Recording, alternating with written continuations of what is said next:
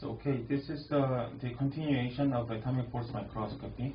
So we talk about the part 1 and 2 about the principle of AFM, and then scanning method.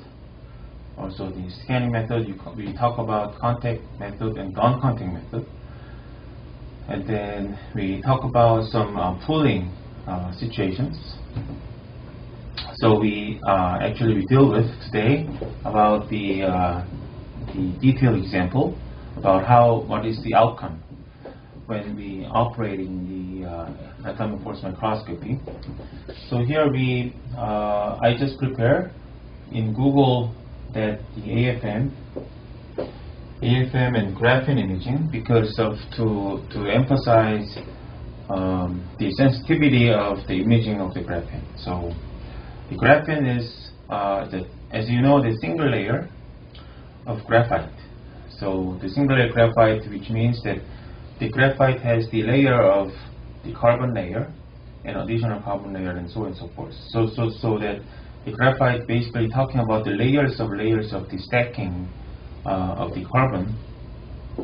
So the graphene means that the single layers carbon, so that it's very, very difficult and very thin in materials, so that it's very difficult. You can imagine to imagine if you have a surface and a single layer of graphene, then it's extremely difficult to image. So we see here. So a lot of image actually, and then see that probably we can have this. Maybe I can zoom here.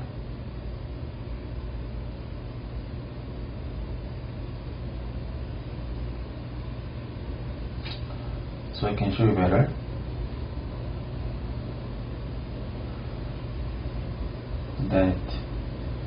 Okay, so this is the graphene. Visualize the first order, whatever. This is single layer of graphene.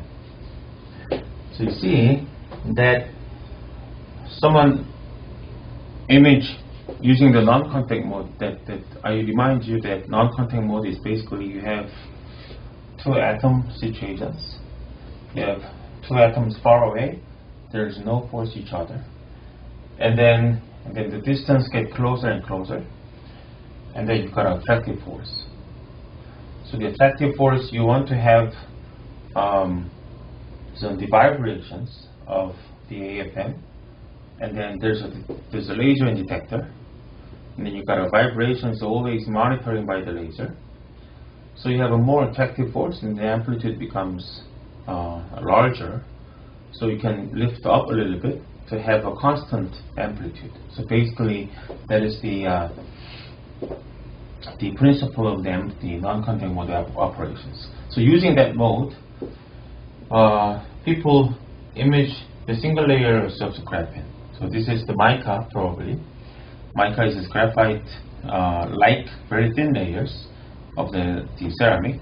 On top of it, there's a graphite in there. So that the user of this AFM got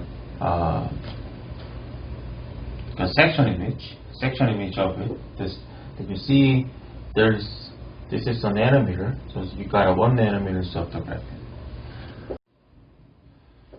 So you see this mica, which is a ceramic surface which is very flat, and you got a graphene. You see here this probably about 0.4 nanometer, which is 4 angstrom. That is, you can see this such as thin layers of the graphenes you can measure. The sensitivity, as you mentioned that in the last class of the part 1 and part 2, that you see this the no interactions between two atoms, and there's attractive force, the regime between two atoms is such a sensitive. So you got such a very small distance of the interactions that AFM can see and detect those kind of interactions, so they can see this such a very, very small, which is 4 angstrom of the attractive force, actually they can see the measure of the change of the amplitude of AFM cantilever, so they can actually pull the lift up, or this is I guess lift up case, and then this is lift down cases, and then see how the image of these two distance of these materials and tip, which is AFM cantilever tip and this graphene. So I think this is a good the applications and examples of how the sensitivity of the AFM. And you see the next time is, say, if I retype, the searching is, the term is AFM pulling.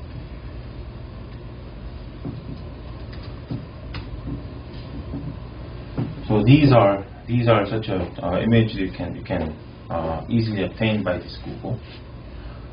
So for example, you see here, as I mentioned in the part 2 AFM, you can remember, you forget this, and then I explain about the silicon nitride cantilever tip and silicon cantilever.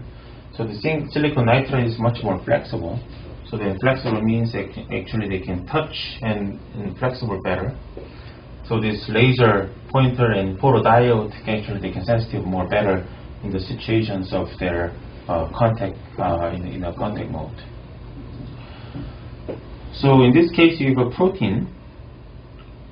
The protein, and then basically this tip is looks like a far away from the surfaces. Actually, it's not. It's not far away. This AFM cantilever actually scan, physically contacting the material surfaces, and then they see something. They see something, which is see something means that the image is appeared in somehow we observe. So at the time we stop this AFM cantilever, and then we change XY scanning mode into the Z directions mode. So this is how we think about the situations where this cantilever actually is in here, and then we got a contact mode operations, and then we got something image which is a protein, because we purify protein, it can be spreaded protein on surfaces. And this cantilever now is grabbing, physically absorb the protein and cantilever surfaces, and then we pull. And then the laser and detector is just a fixed angle. But you see here now, you see that this is a y-axis of force, and then x-axis is extension, means that the AFM cantilever traveling far away from the surfaces. But why we have a force is different, because the three-dimensional configurations and structures of AFM is resisting against unfolding of the protein. So that means this folded protein have a certain force that AFM cantilever grabbing this molecule and try to pull, but this is a resisting force actually that we can detect. At this point, one of these molecules is not resisting is enough. They start to unfold it. This is unfolding structures, and then they start to refold it to the next molecule. So these situations maybe explain maybe some of the different situations. Probably we can easily find a different image. Let's see, maybe this one. So this image that we have folded situations, and this is unfolded situations that we can, as we pull, and this molecules actually unfold. There's a resisting force. The resisting force actually goes up in the signal, because they're resisting, and then they actually deflecting inner way, not upper way, inner way, because they're not actually extending each other. So the lasers angles initially like this, and then the lasers goes up this angle. But when they pull, this one is go more, but this doesn't move. and then this angle is getting this direction. So there's angle detections to actually see such angle detections like this. Okay, so I really understand that the situations like here. So this molecule's behavior is unfolding, resisting refolding. So see that there are many situations in here. Also, this AFM cantilever is actually contacting the surfaces and grabbing the molecules, and they pull. Same situations, but this is elongations, and then they see all the molecules resisting, but at the same time, when they pull a little bit more, this is kind of deflection point.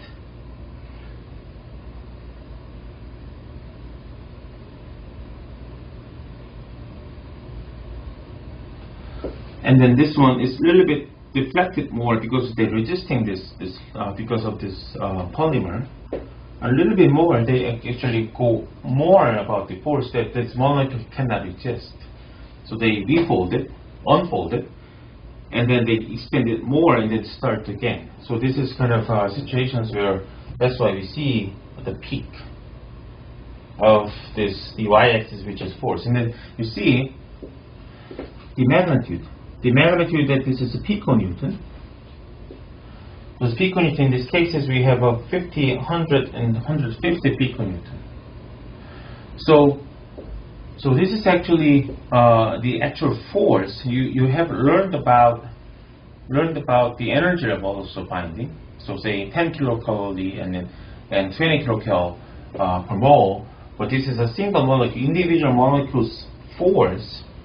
How we apply this force, and then what is the force that can actually debond it or rebond it, this molecule. So it's like the single molecule levels. You have 100 piconewton or 200 piconewton. That's kind of levels that we have the hydrogen bonding level. So this one is the levels of the reversible 100 the hydrogen bonding, and then coordination bond as a level is the actually we can detect it. So maybe you can questions about irreversible bonds such as carbon-carbon covalent bond or carbon-nitrogen, carbon-oxygen bonds. So that's kind of nanonewton. So it gets thousands of. So nanonewton scale is this is 102, 3, 4, 5, 6. The more than 100 nanonewton scale, this is actually the required force to break the covalent bond. So this order of magnitude is different. So in this sense that this is all the reversible bonds that we can actually detect it.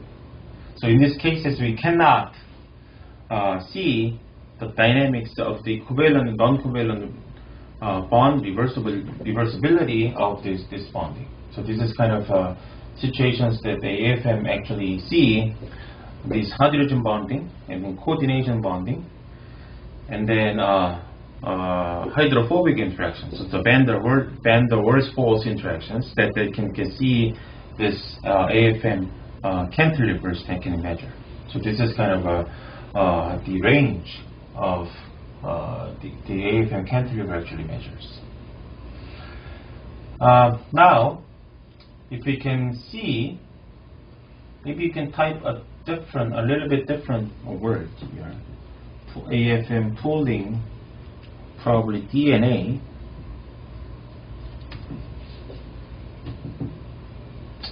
Let's see what we get.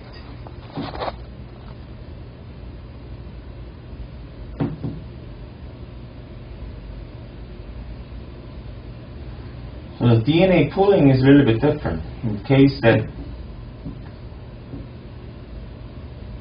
this is typical things that we see here. Maybe we can see this image and that image. Maybe some correlations between this. So here, this is always the force. Here, this is the extensions and how we travel this AFM cantilevers moving toward and away from the surfaces.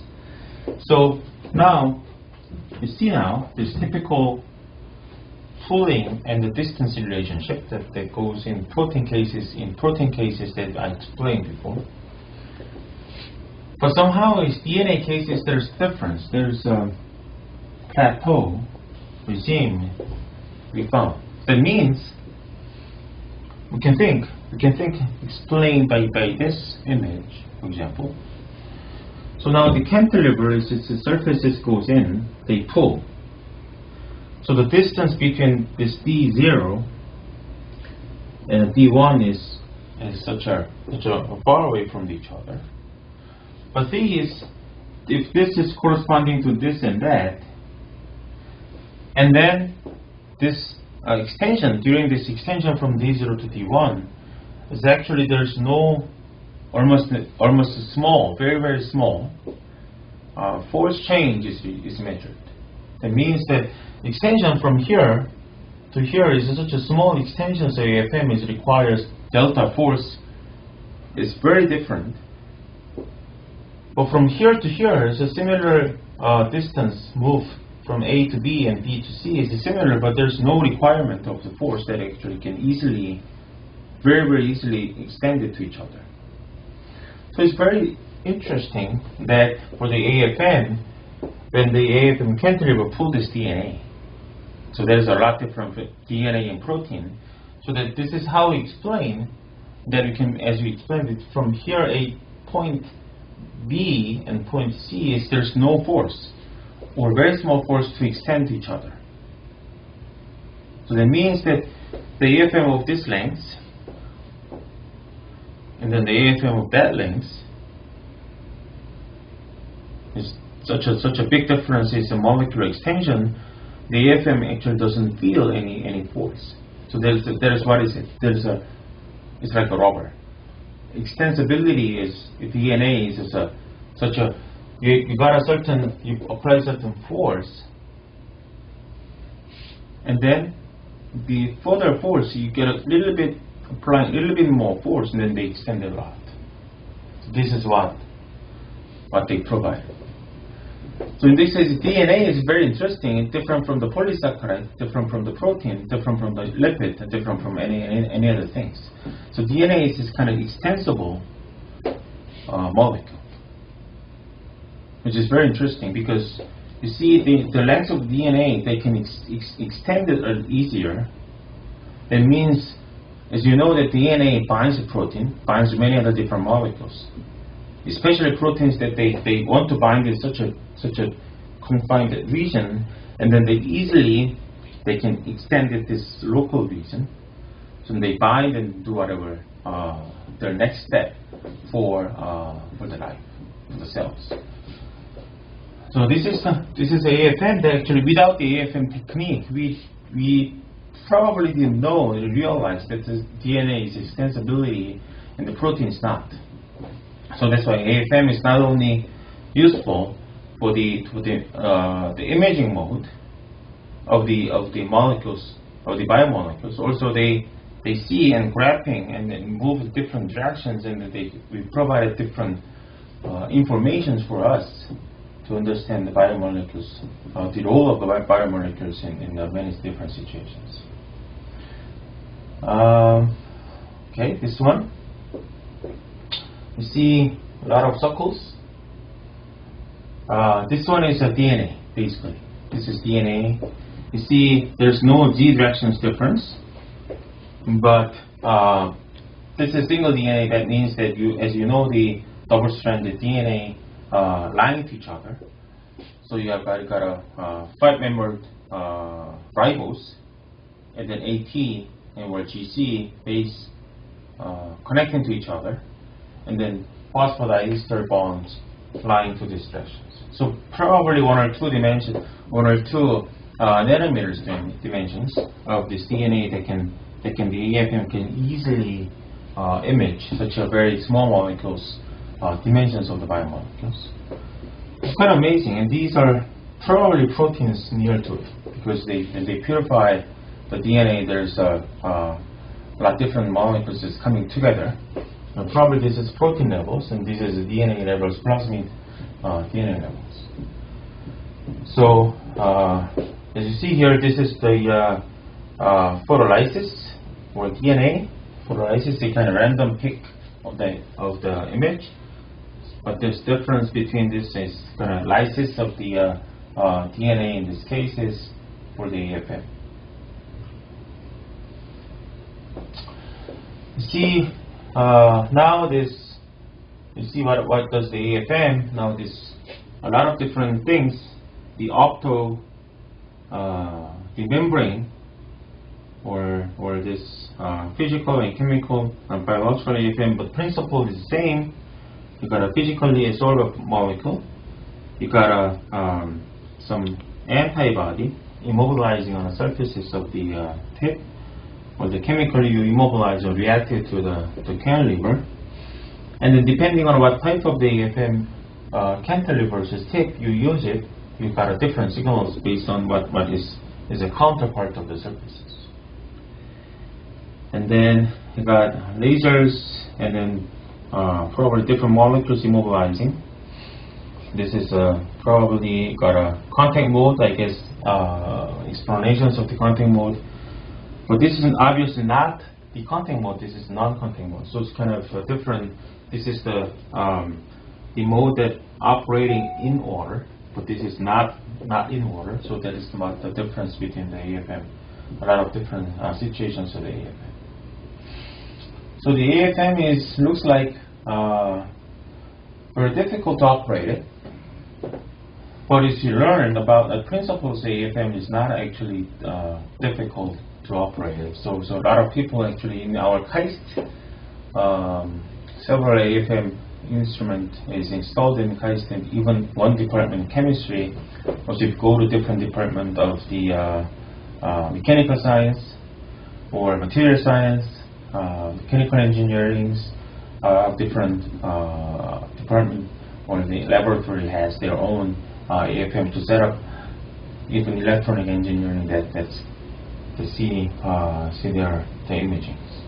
So it's kind of not a different, very super difficult to use the instrument. This is kind of easy to use the instrument.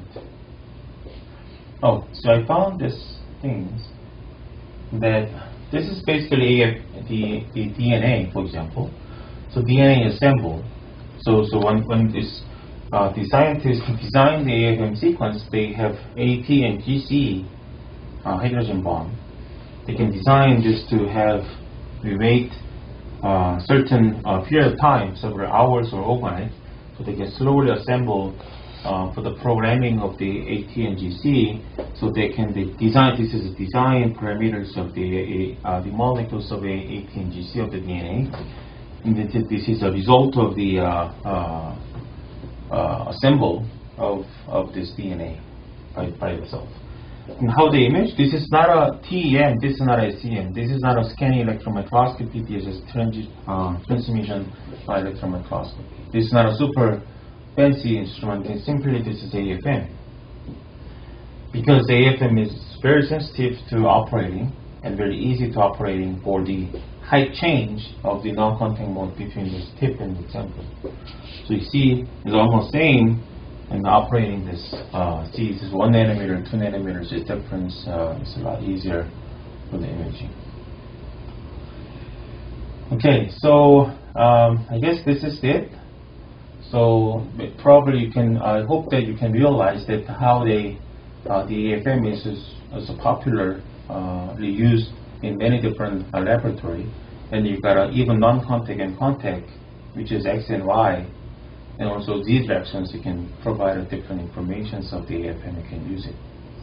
Okay, next time we will talk about some lithography, because we now learn about the size of the biomolecules, and then we can image chemical, get information from the surfaces, and then they, on top of it, they grow the mammalian cells, and then how we control the biomolecules to immobilize in such a patterns way that we immobilize these molecules in here. We don't want to immobilize these molecules in here, so we can pattern this molecules, which we call the lithography. So we will deal with that topic. Okay, thank you very much.